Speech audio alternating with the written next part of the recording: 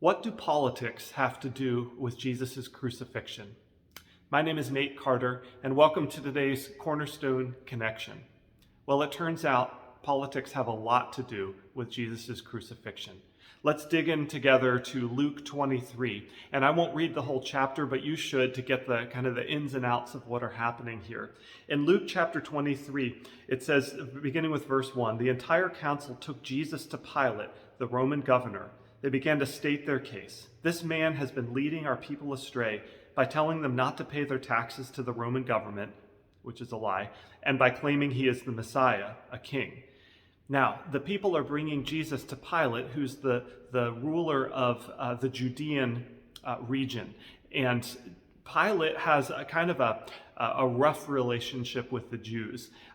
He doesn't like the Jews. Pilate, it seems, is a bit sadistic and likes to kind of mess with them. He took money from the temple treasury. He did some other things that really bothered the Jewish people. And so Pilate is not a favorite of the Jews either. So the interesting thing, though, is that the Jews are not without their power. And if they get their feathers ruffled enough, they can appeal to the higher government in the land and potentially have Pilate ousted from power.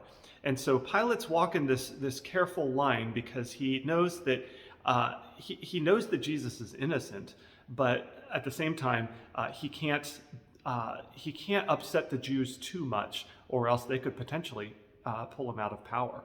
Well, Pilate finds a loophole. He finds out that Jesus is from Galilee, and so this is in verse 6, and so Pilate sends him to Herod, and then Herod kind of just plays with Jesus a little bit. He wants to see Jesus perform a miracle, and so he kind of spends a little time with him, and honestly, it looks like Herod just kind of gets bored with Jesus and says, I don't want to deal with this. Sends Jesus back to Pilate, and then Pilate has to come to a decision. Do I allow an innocent man to die and condemn him to death and have that on my conscience, but potentially then I've got to deal with that on my conscience, or do I release him and upset the Jews and potentially lose my grip on power? So it comes down to politics. And I think what's interesting here is that political environments had an impact just as much 2,000 years ago as they do today.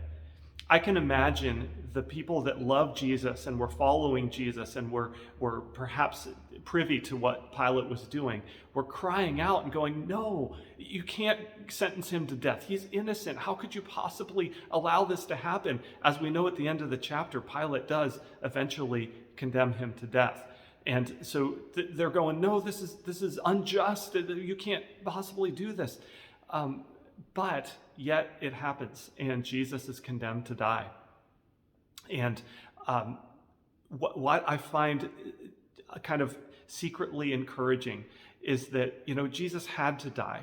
And just even though the people that were Jesus's followers felt like this terrible injustice was happening, this perfect man was going to die, and he shouldn't.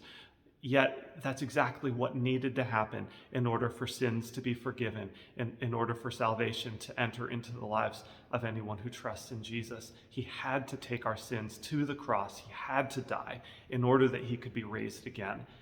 And so politics, where we see kind of a hopeless situation, in fact, God was working in the midst of the situation.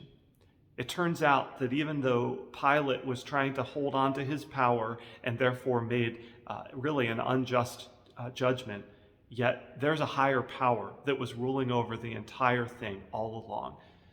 The king of the universe was presiding over the events of those days and allowing Jesus to go to the cross because he was going to bring his good out of the situation. If you're like me, and maybe you're a little bit disgruntled with the politics of our modern age, be encouraged, because there is a higher power that oversees all of that transcends anything that goes on in our modern political world, and he's working his good in the midst of it. If God can bring good out of an innocent man being condemned to die, then he can bring good out of the situation that we find ourselves in our modern age. So be encouraged. Our political system is at work. It's running. It's doing what it does. But God is still in control. As a good friend of mine says, God has not fallen off his throne. So be encouraged today. We have a greater power that's leading us through it, and he's bringing his good in all situations. God bless you. We'll see you next time on the Cornerstone Connection.